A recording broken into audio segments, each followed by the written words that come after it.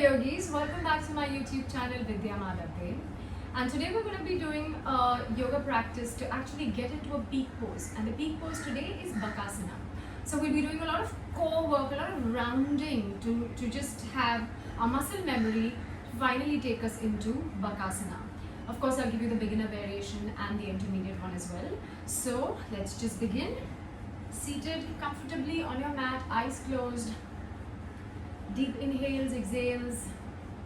Relax the shoulders, the forehead, the jaw, the brows. Take another easy inhale and exhale. Just slightly elongate the spine a little bit and bring the palms close to your heart center. Let's begin the class with one chant of Om. So inhale deeply.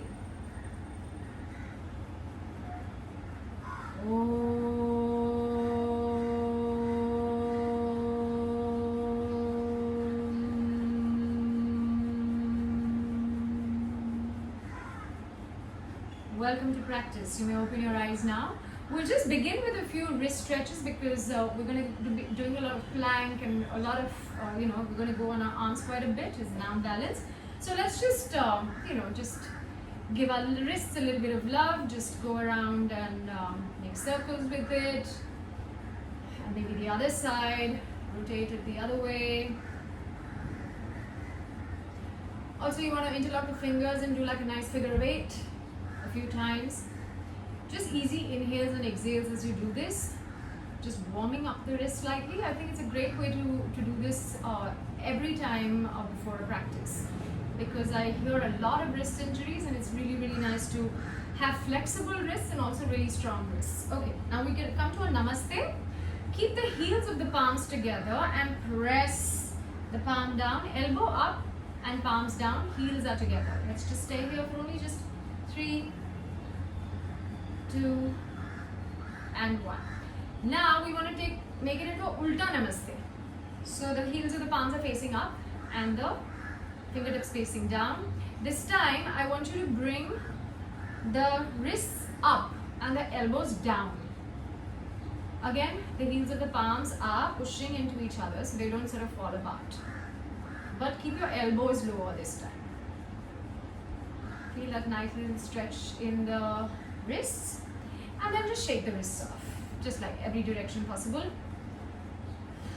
Just shake them off. Okay, this time interlock the wrist and face the palm forward and just round that back. This is what we're going to be needing and coming into. So we're just building muscle memory here. Exhale, inhale. And then on the inhale, take the wrists back, interlock the fingers and arch the back. Maybe you want to send your neck looking up. One more time. Exhale. Curve the back. Chin can come towards the chest. Shoulder blades away from each other. On the next inhale, interlock behind. Shoulder blades towards each other. Arch the back. Maybe the neck goes up.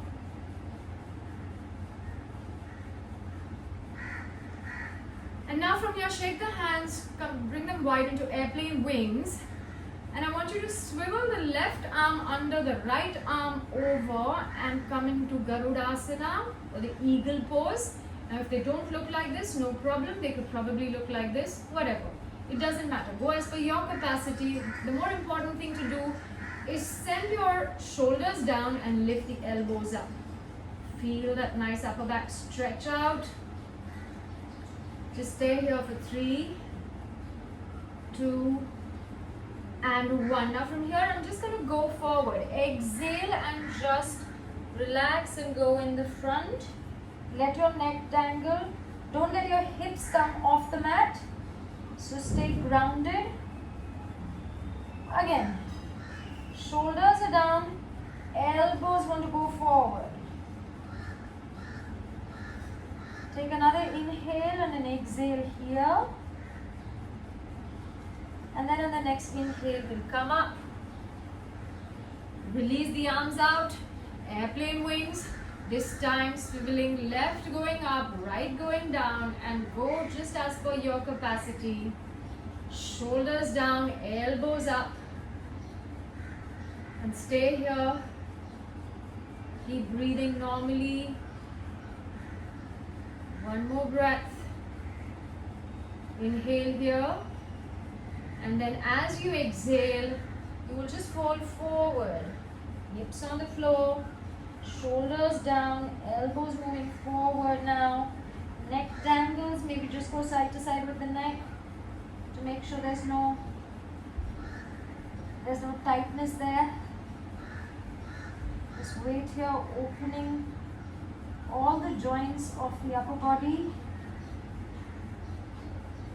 And then on the next inhale, come up and release.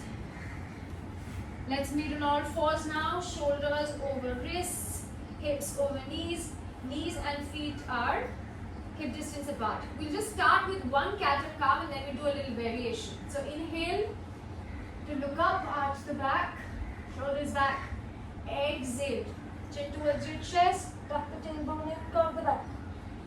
This time, as you inhale up, I want you to bring your heels towards your glutes and inhale up. Shoulders back. You'll keep the heels where they are and curve the back. Feel that nice little hamstring engagement here. Inhale and up. Do it a couple more times with your breath, your pace. Keep the heels moving towards your glutes. Arching the back. This is how we want our feet, really the energy moving up through the toes. And when you curve the back, that is exactly what we want to do in a Bakasana. Curve that back. Your feet are really strong, energy moving out towards from the toes. So just getting our body to understand this is what we need in Bakasana. And then after your last exhale, you can keep your feet on the floor. We'll just do a little extension and a contraction here as well now. So extend the right arm and the left leg out. And when you contract, bring it all in. Elbow to knee or maybe forehead to knee, whatever works, curve that back. This is important.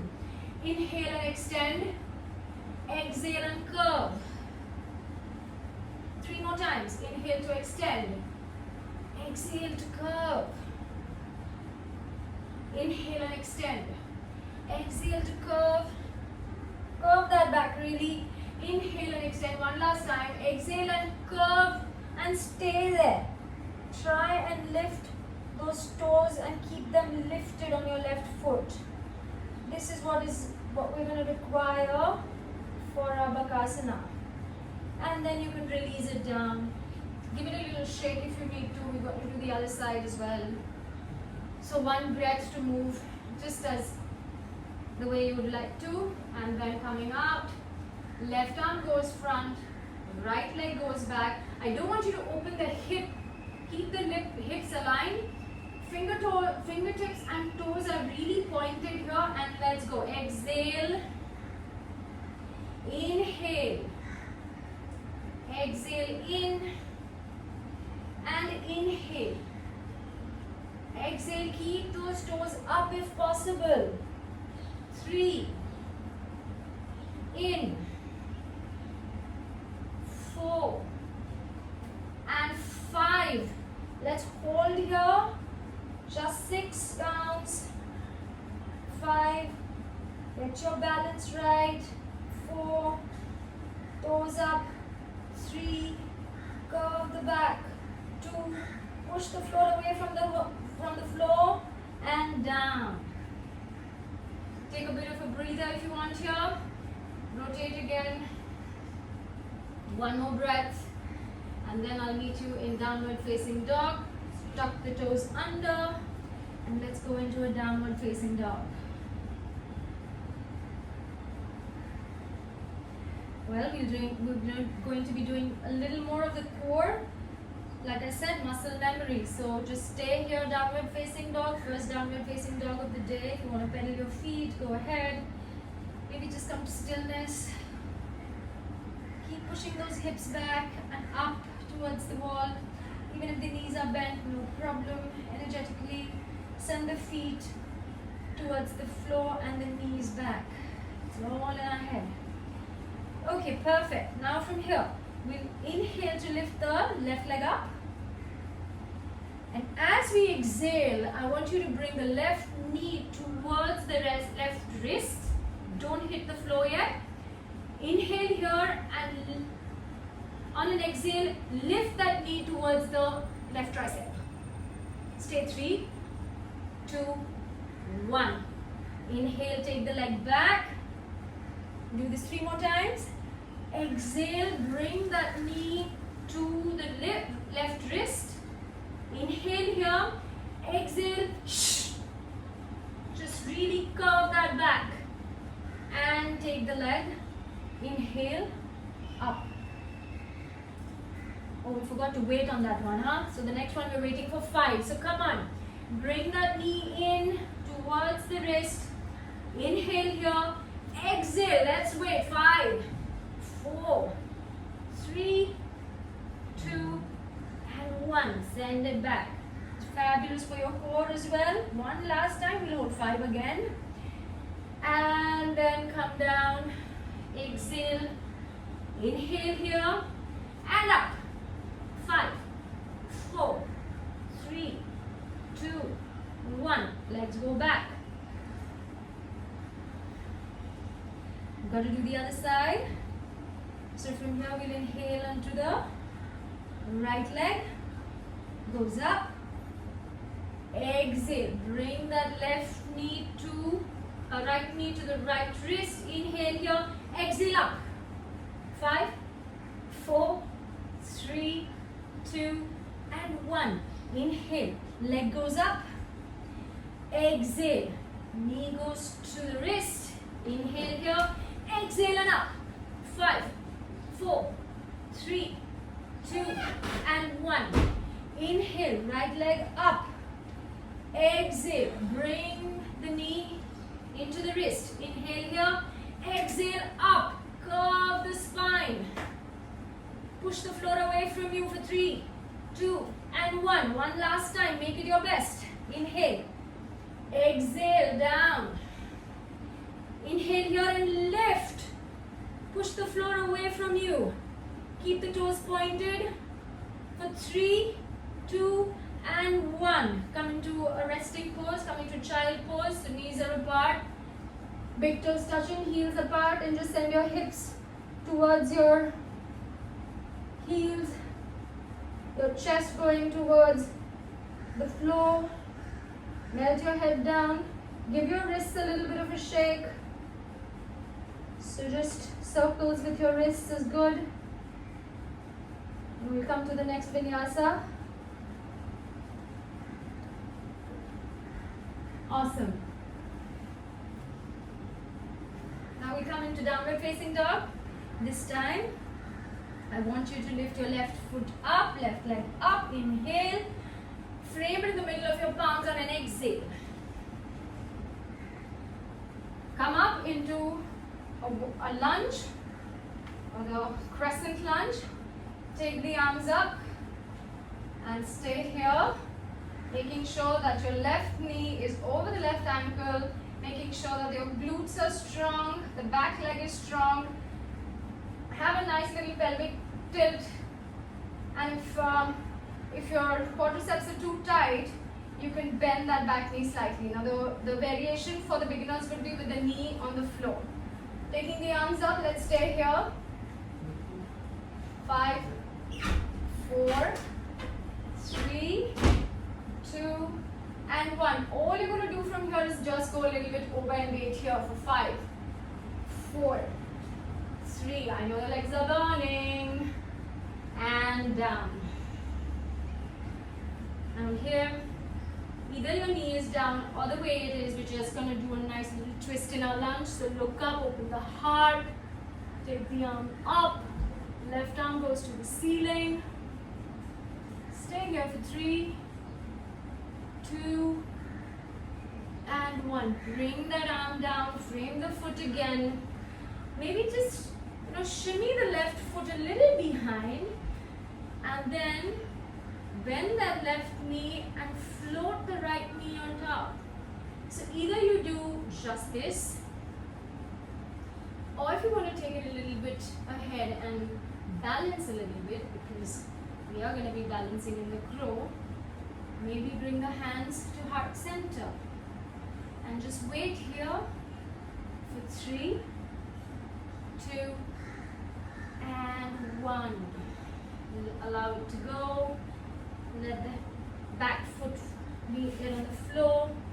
Come into downward facing dog. We'll do this on the other side now.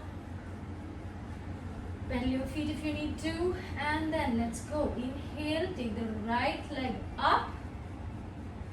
Exhale, frame it between your palms. Come on to train track so you have your balance. And then lift yourself up. Again, back leg strong, glutes strong, scissor your hips so your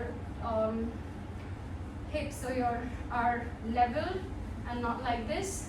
Hips facing in the front, arms go up, right knee tracking the right ankle. And we'll stay here for 5, 4, 3, 2, and 1. Let's go a little bit over and stay here, making sure that the right knee is not falling in. Keep it out. Save that knee. Back leg is strong and straight. One more breath. Exhale. Bring the palms down. This time, shimmy that front knee slightly back. And then float that back leg up. The front leg becomes straighter. Keep a slight micro bend if you need to in your back leg, in your front leg. Back leg is really strong. The toes are flexed. It's a really strong back leg. Either stay here or come into a balance. Maybe your right leg is doing a little bit of a dance, no problem. Keep the outer hip of the right leg hugging in. And then release. From here, just walk the back leg in, look forward, and we'll just sit into a Malasana or the Yogi squat. Then again, knees are tracking, they're literally in line with your toes and not falling in. That's very important. If they're falling in, bring the toes in as well. We don't want to torque the knee and hurt the knee. Hips going towards the front. Tailbone is tucked in.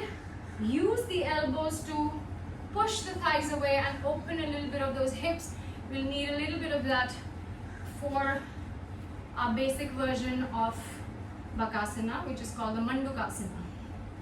So we're going to just get into Mandukasana now, but before that, I just want you to do a little bit of rounding of the back and straightening. Normally in Malasana, we'd like to keep the spine really straight and strong.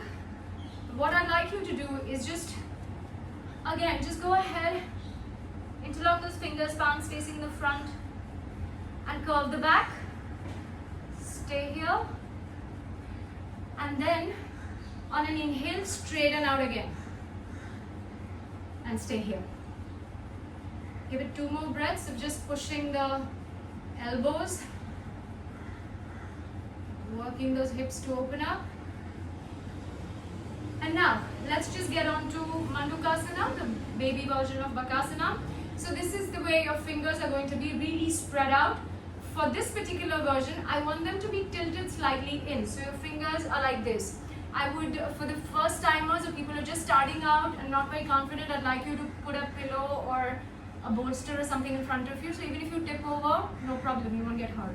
Otherwise also I don't think you'll get hurt, but still. So the elbows are hooking into this little groove that our legs are making here. Right, the elbows go in there. The palms are slightly inwardly rotated, like I said. So they are like that. Now from here, let me turn around this way. After hooking those elbows in, I just want you to practice going a little bit over. Now this is what is really scary for some people. When the shoulders go over the wrists, it becomes scary, but that's exactly when your feet will lift off. So Let's go a little bit over this time and lift maybe the left toes up. Again, look at my toes. They really have a lot of energy in there. My core is towards the spine. And then I come back. Maybe we'll try it on the other leg. So go a little bit over and maybe the right foot comes off. Core pulled in, round the back. Toes are strong and down. Now you can continue with this, or we'll just take the whole pose and see how that goes. And if you fall off it, no problem, come back in again. So this time, go a little over.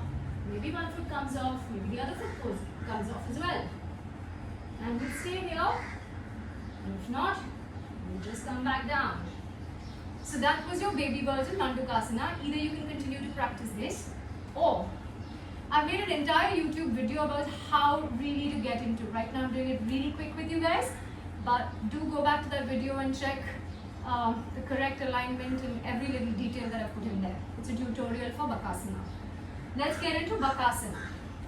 So this time, the palms, of course, the fingers are spread out, the palms are facing straight on.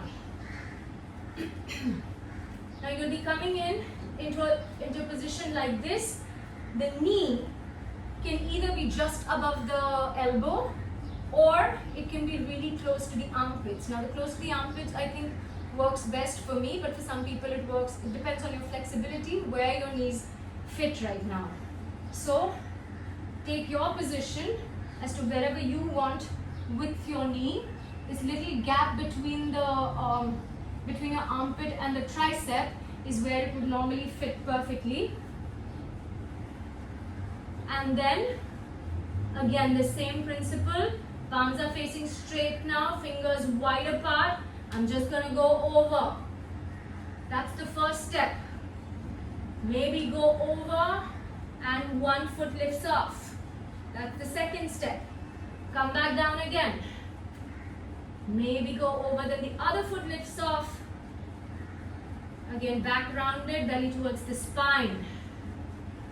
Feet strong and active, maybe one lifts off, maybe the other one lifts off too.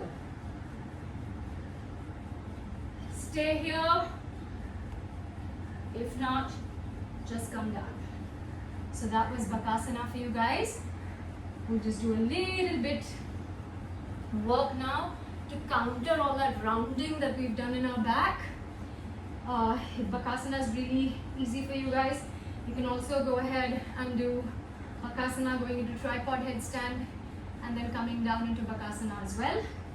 You can play around with it for a little while. I'll give you a couple of breaths here while we just come into Sphinx pose. We just meet everybody in Sphinx pose after a couple of breaths. So for those who are taking the Sphinx pose right now with me, your feet are about your mat distance apart. They can be a little closer as well if your spine allows that. Our shoulders are exactly over our elbows, palms, shoulder distance apart. And now, everybody come down to Sphinx pose. Feet are literally pushing into the mat, so my kneecaps are up now, off the mat. My hip bones are pushing into the mat again. And instead of getting that arch in my lower back, I'm going to lift my chest forward and up.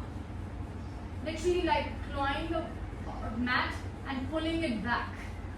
So it's literally, this is a clawing action that I'm doing. My glutes are really strong and activated. Look straight ahead in front of you. Stay here. 3, breathe, 2, and 1. From here, let's just fall. Make those hips go little rocking side to side. From here, we're going to come into Bhujangasana or the Cobra pose. So let's get our palms in line with our chest. Again, feet are really active on the floor, hip bones active, kneecaps active. Hip bones really pressing into the floor. We come literally one vertebrae at a time. So inhale, maybe the neck comes up slightly. Maybe the heart comes up slightly.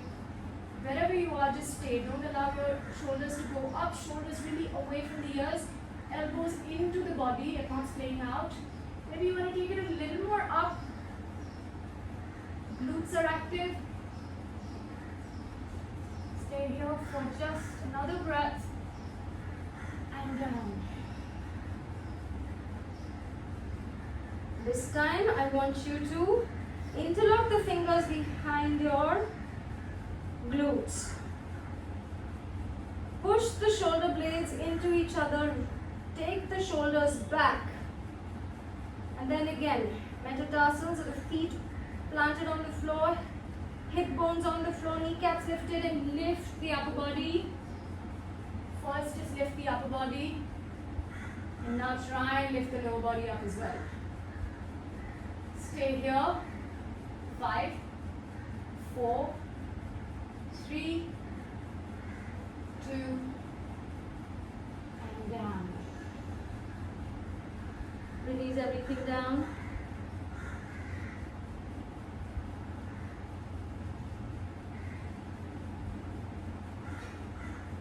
Now just move over and come down on your back.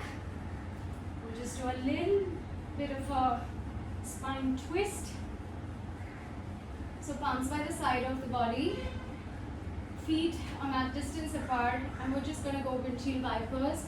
So first you can fall to your right side, then to your left side. Just keep inhaling, exhaling, and just do this about 3-4 times to feel this nice little traction.